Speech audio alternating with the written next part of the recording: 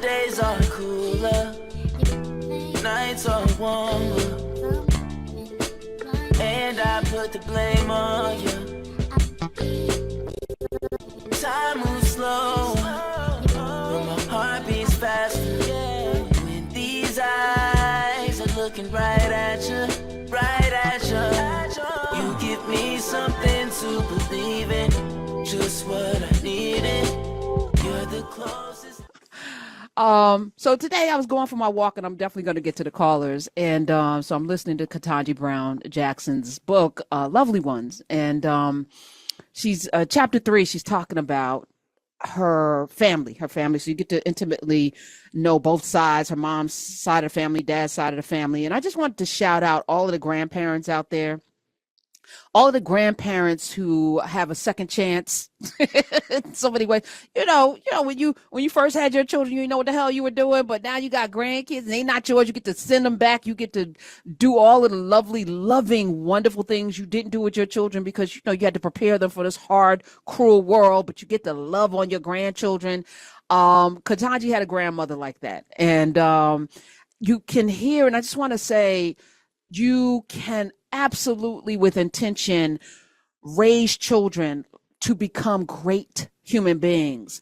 Maybe they won't sit on the Supreme Court. Maybe they will not be vice president or president of the United States. But what you pour into your children, it matters. So I want to shout out all of the amazing grandparents who, you relieve a lot of the burden. My parents sent me down south, and I say down south to Augusta, Georgia in the summertime to stay with my grandmother. And it is to this day one of the fondest memories I have of my childhood. And I had a great childhood.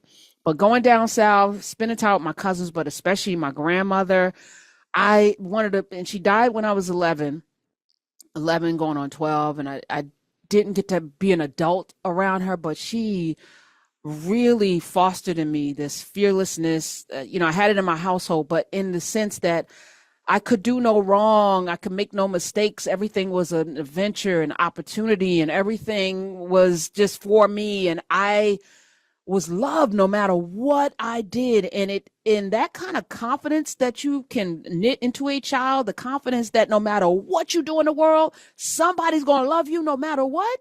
Grandparents, that's your job. That's your job. Ketanji had that. And I was just smiling, walking, because I was like, I had a grandmama just like that. Oh my goodness. And she was talking about how her parents wouldn't let her eat sweets. And her grandma was like, come on, baby. I know that they don't want you to eat sweets, but we're going to bake some cookies. I was like, come on through, grandma. Come on through. I know my grandmother fed me much too much, but I loved her. Also, shout out to the parents who are intentional.